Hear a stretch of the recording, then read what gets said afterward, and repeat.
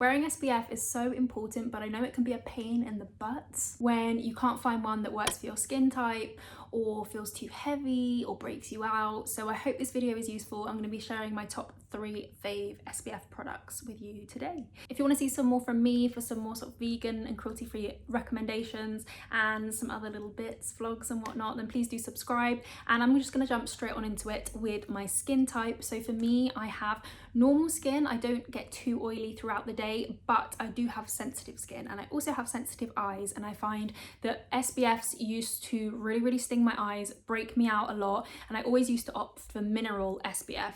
If you don't know, there are 2 different kinds of SPF filters, SPF meaning sun protection factor. So you can either get mineral filters or chemical filters. Some formulations blend the 2 together. Some are 100% mineral, some are 100% chemical. People have different preferences depending on what they want from a product. Historically, chemical SPFs used to be quite strong, quite intense, but there have been some new filters produced recently, or kind of approved recently, that I think have really improved the formulation of a lot of chemical sunscreens. So mineral is something that I used to go for a lot, but you do find with mineral, which is like a physical kind of protection, it absorbs some of the harmful rays from the sun and reflects some of the harmful rays from the sun. Physical tends to leave a white cast. So there's pros and cons to both kinds of filters, but my absolute favorite, I would say, I've talked about a lot on my channel before, and I thought I would start with this one because this I think works for every single skin type. It is a beautiful formulation, definitely sensitive skin approved. This is the SOS SPF50. It's fragrance free, it's vegan, it's cruelty free. If you avoid any of these things, it's also formulated without parabens, SLS and mineral oil.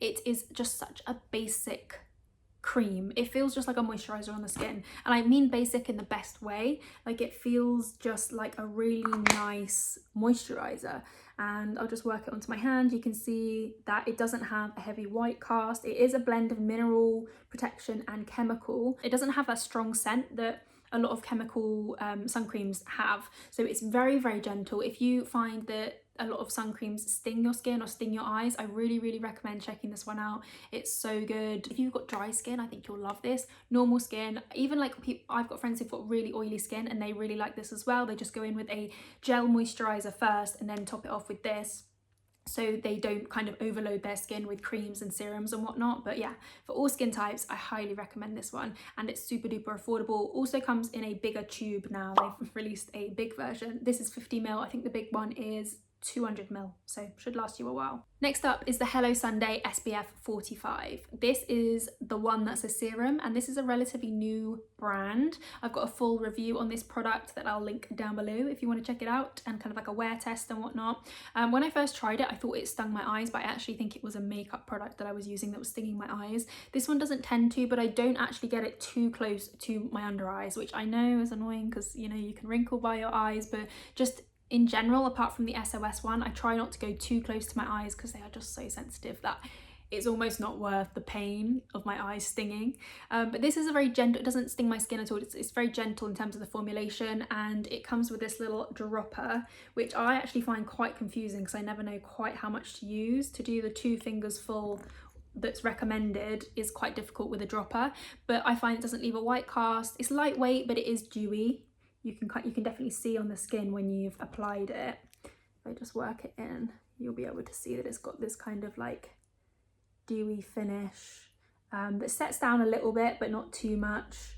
And if you have dry skin, I think you might quite like this because it does kind of add that kind of glow. And the chemical filters have like a little bit of a scent, but nothing too strong at all. So that's that one. And I'll also leave a No BS Beauty, I think she's called. I'll leave her video down below where she kind of showed the protection that this gives, because I was super impressed when I saw her video. I thought, oh, okay, yeah, it is doing something. It's doing some good. So I'll leave her video down below. She's all into skincare and she knows all the sciencey stuff, but you know, I just know that this feels really nice on the skin and I recommend it. And then last but not least, third favorite. This is a relatively new, like in terms of the scale of time I've used those 2 versus this one. This one is the latest one that I've used, and it is the, what is this brand? ISNTREE? How do I say this brand? ISNTREE Hyaluronic Acid Watery Sun Gel. This one has been spoken about so many times online. I think James Welch recommends this one, and it says 8 types of hyaluronic acid, a water-based sun gel, soothes and cools dry skin. It is SPF 50+, PA+++++. Wow, that's a lot of pluses.